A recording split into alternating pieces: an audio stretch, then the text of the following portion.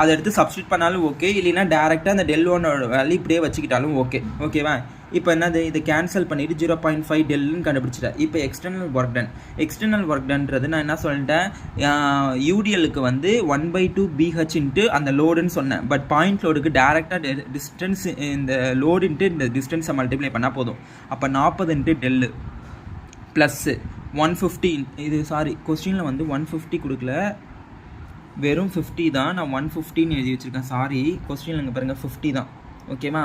அப்போ 40 into del plus 50 into del 1, அதுதான் நான் இங்கே எழுதியிருக்கேன். 40 into del plus 50 into del 1. இந்த டெல் 1 தான் இந்த ஆன்சர் தூக்கி சப்ஸ்டியூட் பண்ணால் உனக்கு ஆன்சர். இப்போ இந்த டெல்லை வந்து θ 1 மாற்றணும். அப்போ இங்கே கண்டுபிடிச்சிருக்கிற இந்த வேல்யூ எடுத்து சப்ஸ்டியூட் பண்ணால் உனக்கு θ 1 மாறிடும். அப்போ இதுவுமே இன்டர்னல் ஒர்க் டனும் உனக்கு θ 1 ஆன்சர் வரும், எக்ஸ்டர்னல் ஒர்க் டன் θ 1 ஆன்சர் வரும். இது ரெண்டுத்தையும் ஈக்குவேட் பண்ணால் உனக்கு மெக்கானிசம் 2 இதுக்கான எம்பி வேல்யூ கிடச்சிரும். முடிஞ்சு போச்சா? Same mechanism 3. இப்போ இந்த டயக்ராமை இந்த இடத்துல 50க்கு நேராக வந்து லென்த்தாக வச்சுக்கோ டெல் வேல்யூ. அப்போ இதை வந்து டெல் 1 மாற்ற போகிற, அவ்வளோதான்.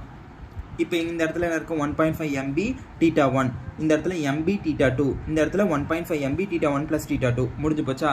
சேம் இதே கான்செப்ட் தான் அப்படியே போட போகிறேன். நல்லா பார்த்துக்கோ, நான் இப்போ சொல்லலை, நீங்கள் போட்டு பாருங்கள். அதே கான்செப்ட் தான். நான் ஆன்சர் வருதான்னு பாருங்கள்.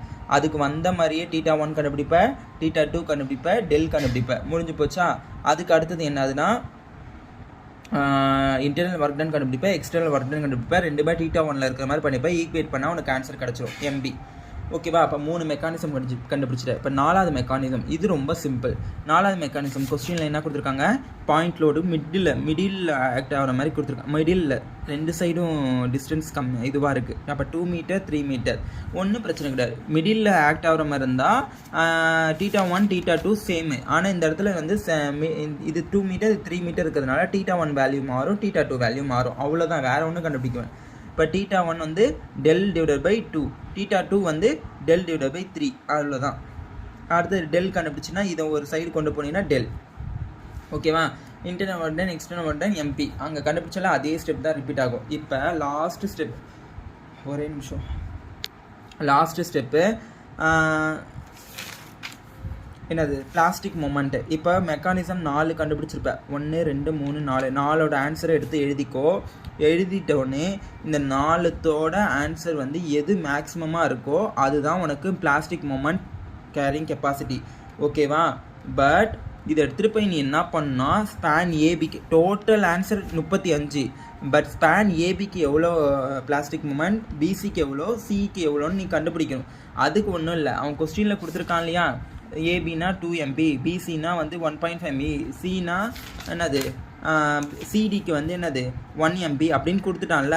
அப்போ எம்பியோட ஆன்சர் இங்கே கண்டுபிடிச்சிருக்க இல்லையா மேக்ஸிமம், அதை தூக்கி இதோட மல்டிப்ளை பண்ணினா முடிஞ்சு போச்சு உன் ஃபைனல் ஆன்சர். இவ்வளோ தான் 5வது யூனிட். ரொம்ப ரொம்ப சிம்பிள். எந்த கொஸ்டின் கேட்டாலும் நீங்கள் அட்டன் பண்ணலாம். All the best. ஆனால் ஒன்று டயக்ராமில் வந்து எம்பி வேல்யூ கொடுக்கலின்னா இங்கே 1 MB, இங்கே 1 MB, இங்கே 1 MB இருக்குன்னு நீங்கள் எடுத்துக்கணும். இதுக்கு எதுவுமே கிடையாது. ஓகேவா? டயக்ராமில் எதுவும் கொடுக்கலினா தான், அவங்க கொடுத்துருந்தாங்கன்னா அதை அப்படியே எடுத்துக்கோங்க.